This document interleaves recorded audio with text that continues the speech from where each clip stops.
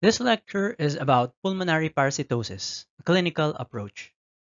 The main objective of this lecture is to discuss different parasites with pulmonary manifestations. Now, my specific objective is to force you to include parasites in your differential diagnosis when encountering patients with specific pulmonary manifestations, hence the clinical approach.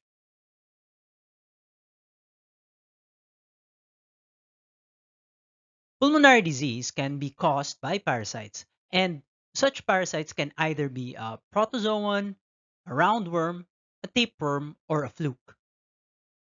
Pulmonary parasites can always be a differential for pulmonary tuberculosis, especially in endemic areas, and even as malignancies and chronic lung diseases such as asthma and COPD. Pulmonary parasitic lesions can be classified into focal lesions, diffuse lesions, or a combination of any of the following. Focal lesions are usually seen in one specific section in the lung or as multiple but clearly demarcated lung lesions. Diffuse lesions are usually seen across multiple, larger areas of the lungs and are usually not clearly demarcated. As a quick review, cystic lesions are mass-like, sharply demarcated lesions which are usually filled with fluid or sometimes air or a combination of both. Nodular or coin lesions, on the other hand, are solid lesions, usually smaller, with no air or fluid inside. Consolidation occurs through the accumulation of inflammatory cellular exudates in the alveoli and adjoining ducts, and are usually not enclosed by a cyst wall, but are demarcated by the surrounding tissue boundaries. Now let's go to diffuse lesions. Now, infiltrates encompass a vague term that primarily refers to anything that appears quote-unquote hazy or denser in radiographs, but usually not as solid or nodular cysts. In interstitial lung disease, the repair process is disrupted, usually by chronic inflammatory processes, and the tissues around the alveoli become scarred and thickened. Now, I invite you to please review your medical notes. How can one differentiate a focal versus a diffuse lesion from from a patient's history? How can you use the history to localize chest pain or to differentiate chest pain versus general dyspnea? And how about based on physical examination findings? For instance, what would transient infiltrates sound like in auscultation? What would consolidation sound like when you do your chest percussion? Also, think about which differential diagnosis you can use for either focal or diffuse lesions caused by the parasites that we will discuss later.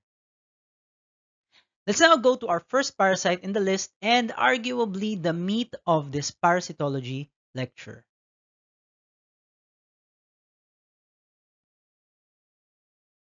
Our first pulmonary disease is paragoniamiasis. Under our classification earlier, technically it falls under focal lesions, under consolidated or pleural effusion, but we will discuss a little bit more on that later.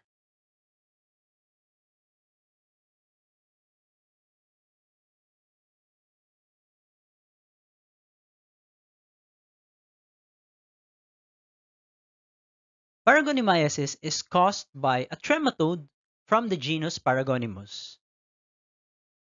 The most common species is your Paragonimus westermani or the oriental lung fluke. But there are 9 other Paragonimus species which infect man. But all the other species are not that common. As you can see here on the screen, we have several parts of the adult Paragonimus. You have the oral sucker over here, and then you have your intestinal ceca traversing the side of the adult worm here. And then you have the ventral sucker or the acetabulum. As you can see, it is a prominent muscular circular organ somewhere in the center of the adult worm. And then you have your ovaries. Okay, it's my pointer. You have the ovaries, and then you have the uterus, and then you have branched testes at the posterior side of the posterior region of the adult worm. This is the excretory bladder on the posterior end of your Paragonimus adult worm. As you can see, the adult worm is ovoid and it can be a few millimeters long,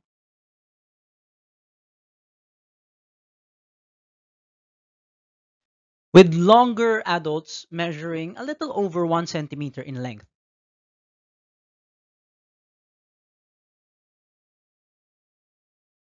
This is the global distribution of Paragonimayasis.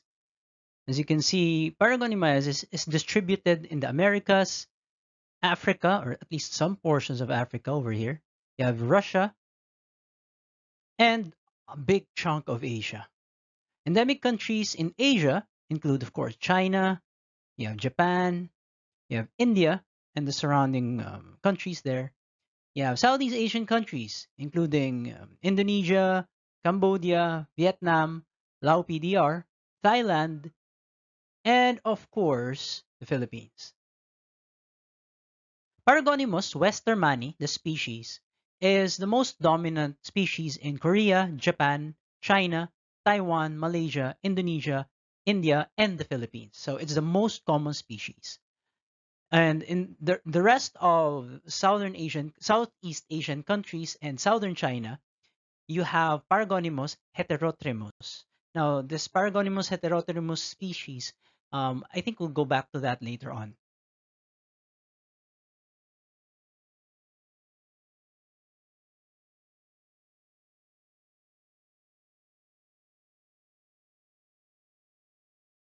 Now, locally here in the Philippines, according to multiple studies by Toscano et al., Belisario et al. 1997, Belisario et al. 2020, Belisario et al. 2021, as you can see, Dr. Belisario has been doing a lot of studies regarding Paragonimayasis.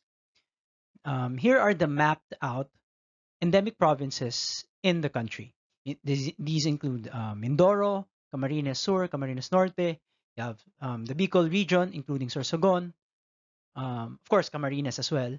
You have in the Visayas, you have Samar and Leyte, and in Mindanao, you have a lot of provinces, including Cotabato. You have Basilan, Davao del Norte, Davao Oriental, and more recently, Compostela Valley. You have a well-known endemic province, Zamboanga del Norte, and more recently, Zamboanga del Sur, and even Zamboanga Sibugay. Now let's proceed with the life cycle of Paragonimayasis. Now before we go into the actual life cycle stages, we have to identify first the intermediate hosts and the different types of hosts associated with Paragonimus life cycle. The first intermediate host, of course, please remember that Paragonimus is a trematode, and again, all trematodes have a first intermediate host and a second intermediate host, except for Schistosoma. So Paragonimus is not an exception. So it has two intermediate hosts, and the first intermediate host belongs to the more common trematode intermediate host, the snails. And the genus or the genera of these first intermediate hosts include Jagora and more commonly Antimelania. Now, as you can see here in the picture, the Antimelania snails are quite small pond snails. So they are sharp, pointy pond snails. The pond snails that you usually see, those very small pond snails, you usually see in the side of buildings near swamps or near bodies of water, near wells. So these are small fresh water snails. Now, additionally, Paragonimus also have reservoir hosts, and these include most omnivores, which are related to humans, including dogs, cats, and pigs. Now, more importantly, we have to distinguish the second intermediate host of Paragonimus. Okay, now generally speaking, Paragonimus, the second intermediate host of Paragonimus would be freshwater shellfish. Oh, please scratch that. Freshwater crustaceans. And these include freshwater crabs on screen, which is more commonly referred to as Sundatelfusa philippina. That's the scientific name of the Paragonimus second intermediate host, which is a crab. But it's not limited to Sundatelfusa philippina or the freshwater crabs. Second intermediate hosts of Paragonimus also include freshwater crayfishes or freshwater shrimps, if there are freshwater shrimps. So generally freshwater crustaceans. But the more famous ones, the most famous second intermediate host is Sundatelfusa philippina, or your riverine crab. In Filipino, it's called your talangka. Okay, so we have to differentiate talangka. Talangka is your freshwater crab, while alimango, alimasag, these are your saltwater crabs. Your saltwater crabs are not second intermediate host of Paragonimaeacis or Paragonimus. As you can see here also on screen, please take note of the relative size of your talangka. It's quite small compared with your alimango and alimasag. The freshwater crabs are actually quite small and they actually fit on the palm of an adult hand. Compared with a fully grown alimango or alimasag or your saltwater crabs, they can grow, of course, definitely larger than your palm. But usually riverine crabs are smaller comparatively to their saltwater counterparts.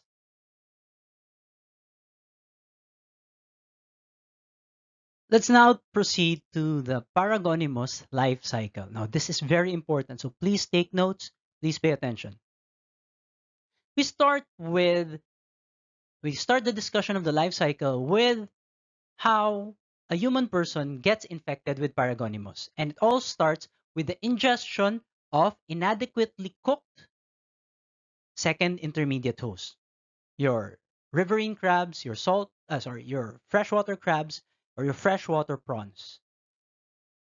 And these second intermediate hosts are infected with the infective stage of the Paragonimus, your Metacercariae. So please take note that Paragonimus infective stage is the Metacercaria.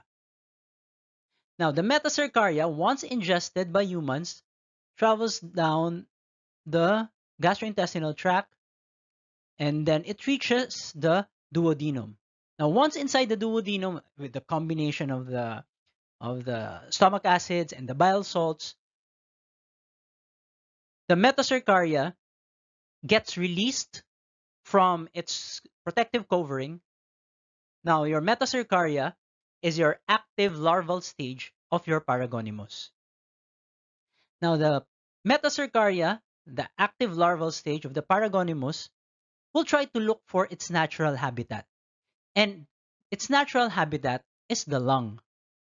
For some reason, Paragonimus has a strong affinity with lung parenchyma. So it tries to search for lung parenchyma. And the shortest route from the duodenum to the lung parenchyma is through the other organs. So it invades through the intestinal wall, going past the liver, going past the diaphragm, and until it reaches the lung parenchyma over here.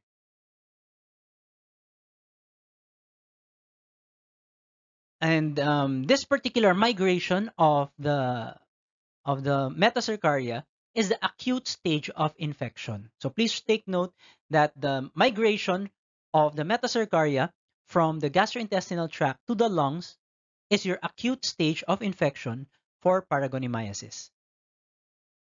Now, inside the lung, the Metacercaria then develops into mature adult Paragonimus. So inside the lung, you have sexual maturity of Paragonimus, And please take note that Paragonimus is um, Paragonimus is hermaphroditic, meaning it doesn't have a male and a female um, adult, since both the ovaries and the testes are located inside one adult Paragonimus. So inside the lungs, a single Paragonimus adult reaches sexual maturity, and then it begins to release multiple hundreds and even thousands a day of Paragonimus eggs or ova. Now, ova, these eggs are unembryonated. So they are not yet embryonated. They are not yet fertilized once they are released from the adult. Now, where do these eggs go? So the eggs irritate the lung parenchyma, and they reach the alveoli, they reach the the pulmonary bronchioles, and then the you cough out the eggs. So the eggs are either coughed out into the external environment because it irritates the lung parenchyma and it irritates the alveoli, or when you cough out the Paragonimus ova into your mouth, some of them gets swallowed back into the gastrointestinal tract. So that is the reason why an infected person can distribute Paragonimus ova through their expectorate or through their stools. So in either case, the unembryonated eggs get released into the external environment, and they embryonate after a few days or a few weeks out in the water. They will embryonate. So embryonation occurs in fresh water. After embryonation, the Miracidia will hatch from the ova, and it will swim around in fresh water and try to search for the first intermediate host. And again, what is the first intermediate host? You have your freshwater smaller snails, your Antimelania or Jagora snails. And inside these freshwater first intermediate host snails, they undergo several other stages of development, forming your sporocysts, radii, and eventually they develop the cercariae. And this cercariae is very important because once the cercariae develop, or cercaria singular, once they develop inside the first intermediate host, they will then get released from the snails. They often kill off the host snails, but at the end of the day, the cercaria gets released from the first intermediate host, where the cercaria swims again in fresh water to try to look for its second intermediate host, the freshwater crayfish or the freshwater crabs. And inside the second intermediate host, the cercaria develops further into the metacercaria, further completing the life cycle.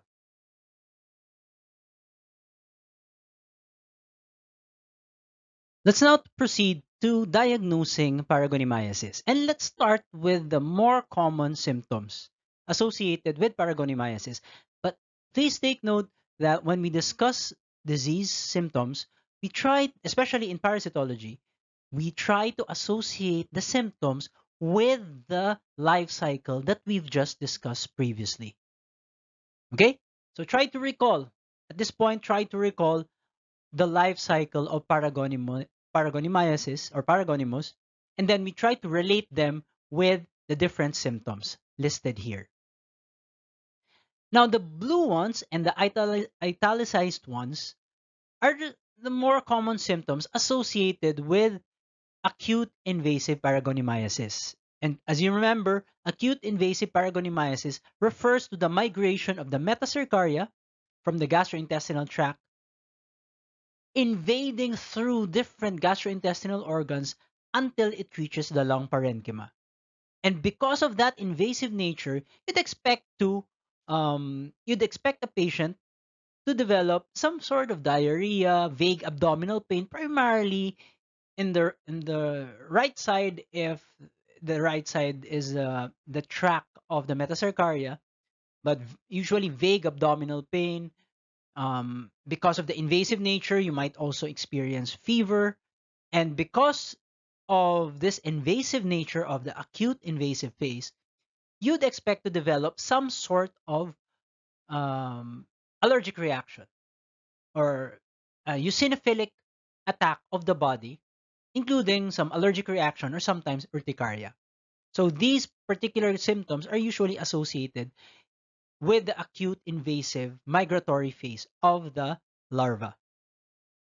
Now, once Paragonimus has taken hold of the lungs, inside the lungs, and develops into fully matured worms, then you progress to the chronic phase of infection. And during the chronic phase of infection, you develop chronic productive cough, you develop back pain, you develop hemoptysis because sometimes there are necrotic lesions there. The adults produces some excretory, secretory products which are inflammatory in nature. It destroys the lung parenchyma, it destroys some of the alveoli. So you develop hemoptysis, you develop dyspnea, you develop weight loss, and you develop night sweats. Now, these chronic symptoms, the ones in red and in orange, does that do these symptoms remind you of another infectious disease? Of course, these are common symptoms associated with pulmonary tuberculosis. As you can see, the chronic phase of paragoniamiasis is very, very much similar to the symptoms of pulmonary tuberculosis. And that is a big, big problem in terms of diagnosing paragoniamiasis, especially in countries such as the Philippines, who are endemic for both paragoniamiasis and pulmonary tuberculosis.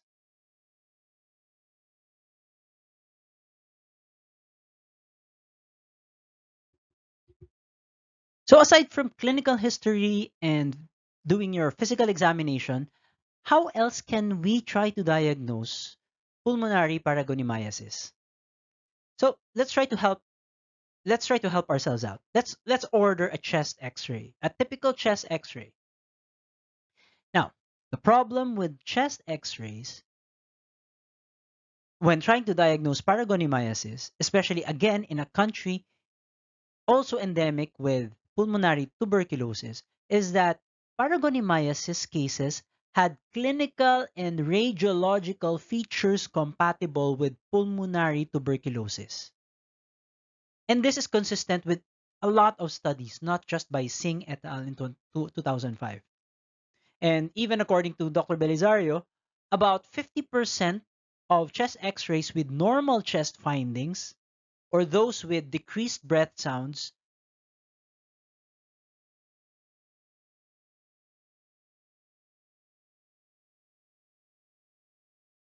Oh, I misread that. So what I meant was that even according to Dr. Belisario, about 51% of chest x-rays with normal chest findings can actually be positive for paragoniamiasis.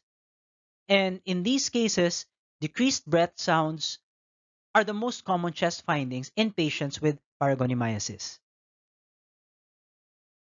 Other radiologic features associated with paragoniamiasis are patchy airspace consolidation, cystic changes, ring shadows, pleural effusion, and pneumothorax. As you can see here, the sample chest x-ray that I showed here shows what? You have blunted costral margins, and this is a sign of your pleural effusion, or probably an hydrothorax. Again, the point of this slide is that when you do chest x-rays, chest x-rays are still consistent with pulmonary tuberculosis. All the chest x-ray findings that I've mentioned earlier are also consistent with pulmonary tuberculosis. So chest x-rays, in short, are not too helpful in terms of diagnosing or differentiating between paragoniomyces and pulmonary tuberculosis. That's the main point of this entire slide. Okay, if not chest x-ray, let's order CT scan. So let's assume that the patient can afford a CT scan or is at a place where CT scan is available. Of course, we know that CT scan is not readily available to everyone or everywhere. But assume that we can order a CT scan. So, according to literature, paragoniomyces under CT scan manifests as necrotic peripheral small nodules. You can also have focal pleural thickening. You have subpleural linear opacities. You can also have pleural effusion, as actually seen here in this cut. You have your pleural effusion of the left lobe, and then you can also have bronchiectasis. Now, these CT scan results are also consistent with pulmonary tuberculosis. So even CT scans are not too helpful in terms of differentiating paragoniomyces and pulmonary tuberculosis.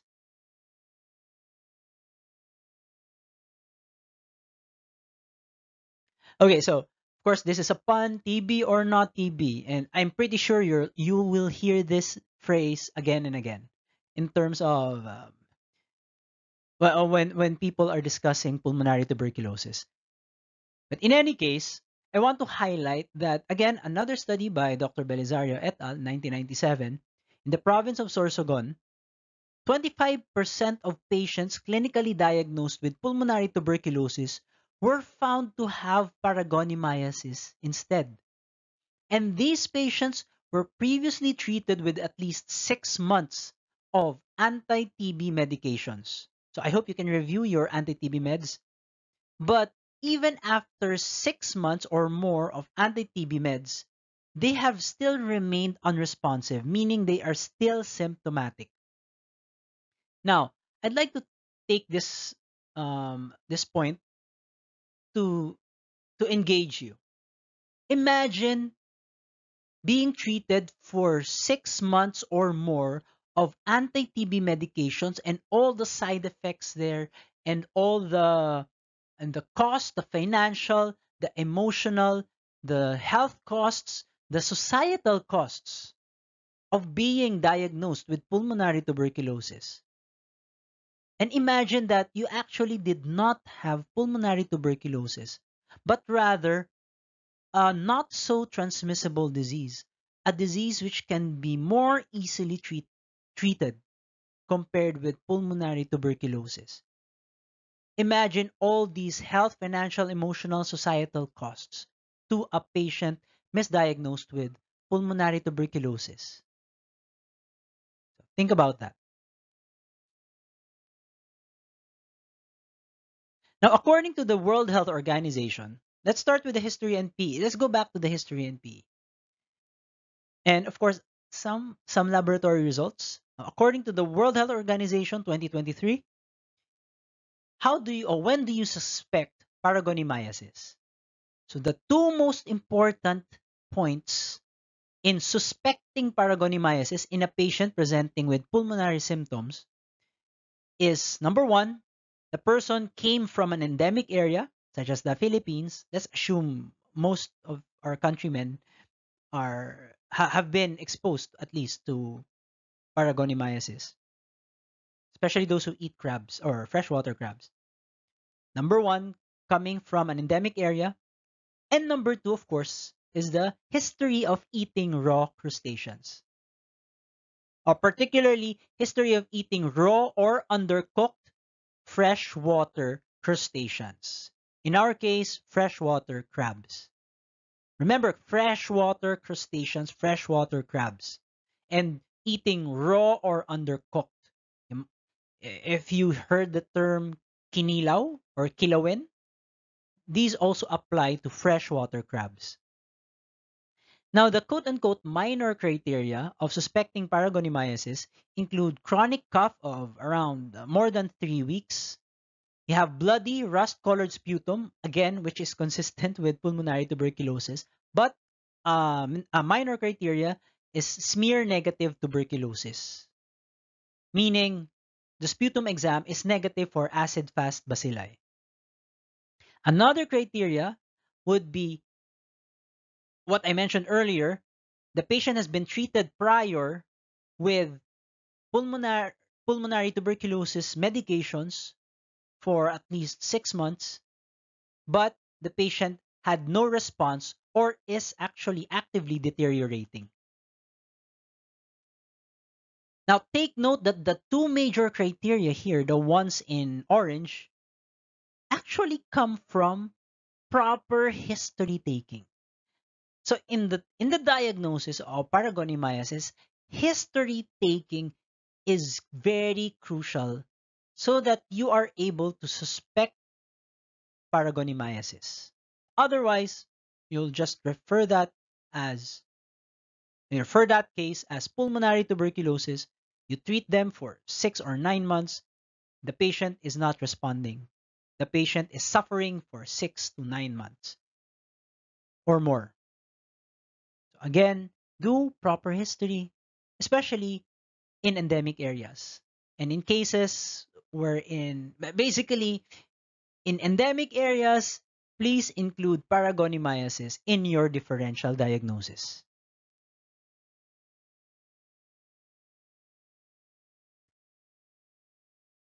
Now, a better laboratory diagnostic technique would be to actually visualize the paragonimus inside a patient or inside a potential patient.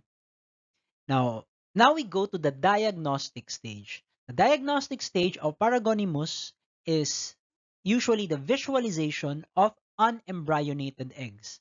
So going back to the life cycle as discussed earlier, where can you find embryonated eggs?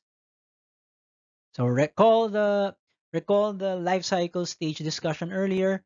You can find the ova or the eggs either from stool, because sometimes we swallow back our sputum, and then of course the eggs from our sputum goes back into our gastrointestinal tract, and then we poop it out. So stool microscopy, sometimes you can see paragonimus ova. But of course, these are very, very rare cases. Only a minute amount of ova reaches the gastrointestinal tract. Most of the paragonimus ova gets expectorated out in sputum. So that's why you do sputum microscopy and try to look for unembryonated eggs. Now, another similarity with pulmonary tuberculosis is that to diagnose pulmonary tuberculosis, you also need to do sputum microscopy and try to look for acid-fast bacilli, right? So in short, the diagnosis of paragonimus or paragoniomyces and pulmonary tuberculosis is also quite similar in that you can order sputum microscopy for paragoniomyces even when you are suspecting pulmonary tuberculosis. And as you can see here, two of these images are actually from sputum microscopy.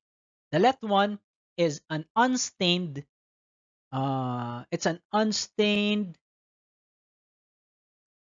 sputum wet mount.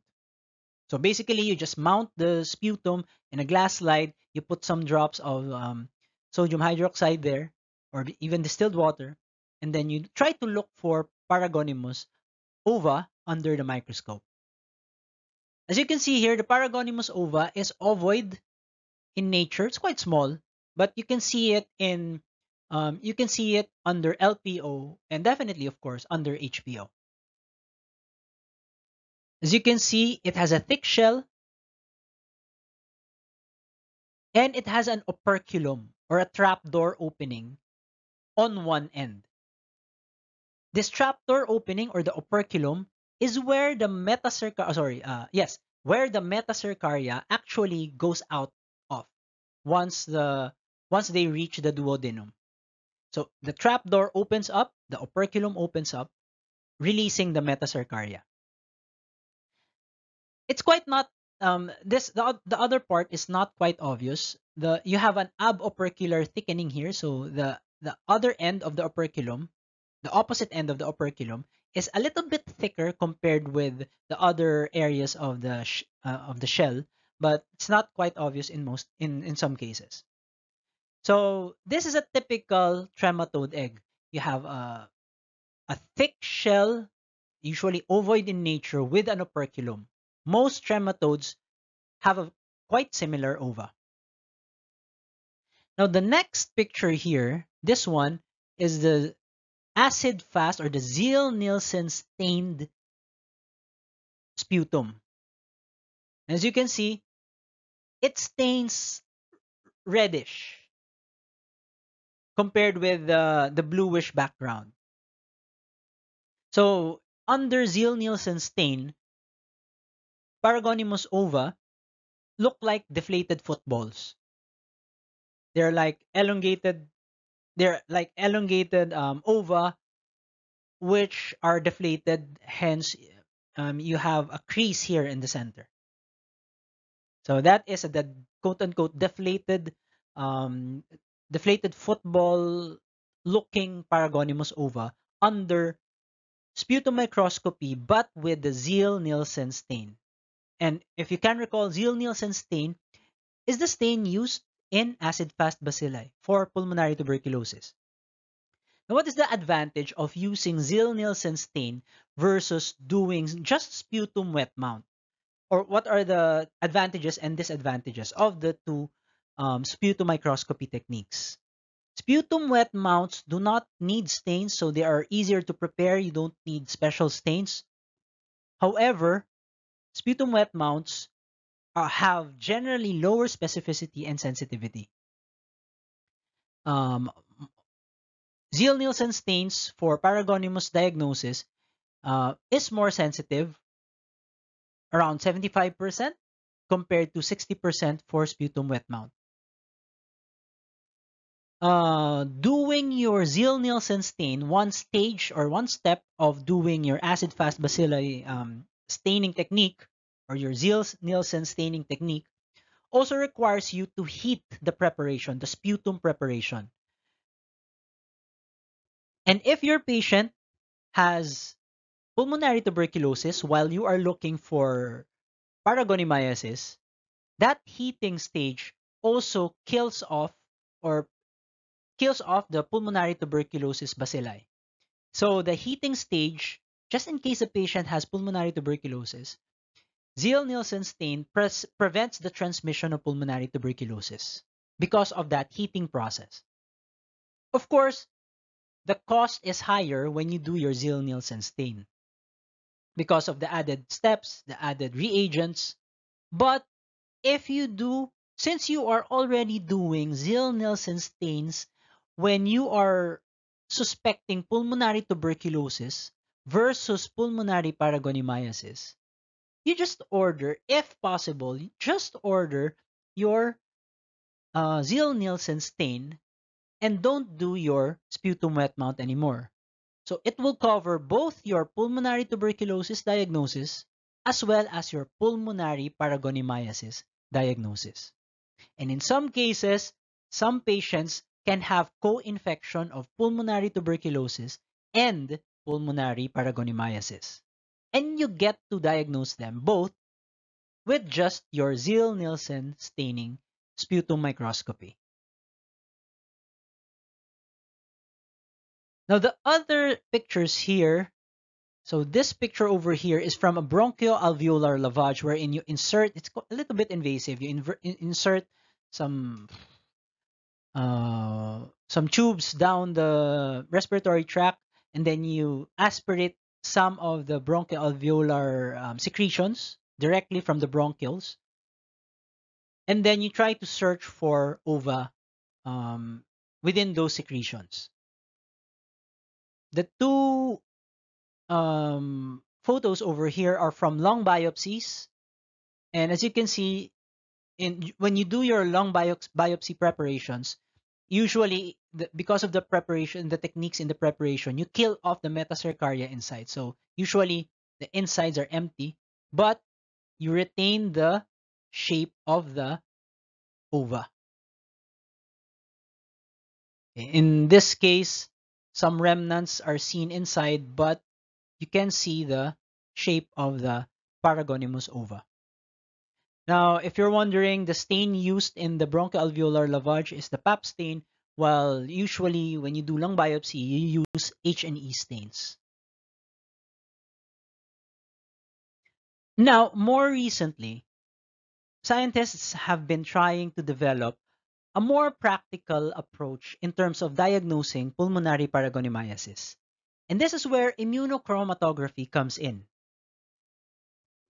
If you're familiar, of course, everyone is familiar with the dengue and more recently the COVID rapid tests. These are point of care tests using immunochromatography. You have your antibody antigen reactions to try to see um, for quick diagnosis using quote unquote cartridges. So I'm pretty sure you're familiar with this after we've gone through the COVID hoopla. And Sadao et al. Is actually one of the primary movers for developing Paragonimus point of care tests. Very, very similar to your other cartridge-based um, rapid diagnostic tests. And what they try to look for here would be antibodies to the excretory secretory antigens of your Paragonimus. And the species that they've used here is not the Paragonimus westermani, but the Paragonimus heterotremus, the other species I mentioned earlier. Okay. In any case, these point of care tests are capable of diagnosing both Paragonimus heterotremus and Paragonimus westermani. Now, according to Sadao et al. In 2020, the results were these point of care tests have high sensitivity, reaching 97%, high specificity of 87%, and comparable positive and negative predictive values, a little bit lower, and also high enough accuracy of around 90%. However, there were also some cross-reaction with pulmonary tuberculosis, meaning that even using immunochromatography, it is still quite difficult to fully differentiate pulmonary tuberculosis with pulmonary paragangliomyositis, even with immunochromatography techniques. But I believe cross reactions are less than 10% of cases. I'd like to say less than 5% of cases. But there's still cross reaction, but you have to review the study. Now, their conclusion, so what they stated in conclusion, and I'd like to quote them on this, they said, the developed point of care test is rapid and simple to use, not only for clinical diagnosis of paragangliomyositis at the bedside or at well-equipped laboratories, but also at local and remote hospitals with limited facilities. Moreover, the point of care test could be applied for epidemiological surveys of paragangliomyositis in Asia.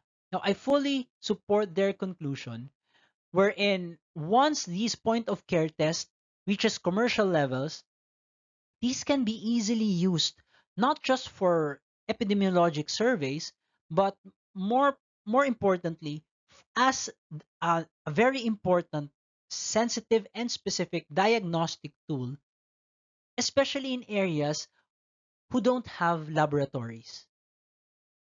Now, in our conventions, um, our colleagues in provincial areas in Luzon, especially in Visayas and Mindanao, the more common complaints they have is that not all of their areas are capable of doing even basic laboratory microscopy.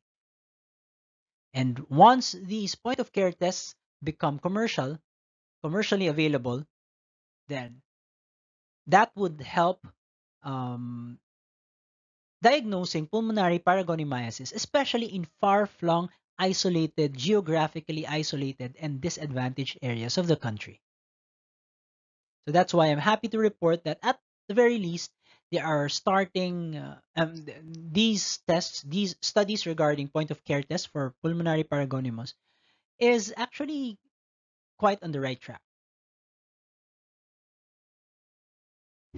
Now, let's try to discuss treatment for pulmonary paragangliomycosis very quickly. So, hopefully this will get touched up on by your pharma lectures, but in a nutshell, paragangliomycosis, pulmonary paragangliomycosis, and even other forms of ectopic paragangliomycosis is treated using the magic trematode drug praziquantel. So it's usually given 25 milligrams per kilogram 3 times a day for 3 days. Please, so I'm just throwing it out there. But more recently, the WHO has also recommended another drug for the treatment of pulmonary paragangliomycosis, and this is triclabendazole. So usually triclabendazole is given 10 milligrams per kilogram twice a day for only 1 day. And the advantage of that is that, of course, you just give triclabendazole 2 times a day for 1 day compared with 3 times a day for 3 days for praziquantel. And that means better compliance for the patient. But of course, praziquantel is still being used here in the Philippines because it is the more widely available, it's cheaper, and um, well, it's more widely available here in the Philippines. So praziquantel is still being used and approved here in the Philippines for pulmonary paragangliomycosis. And that's it for pulmonary paragangliomycosis discussion.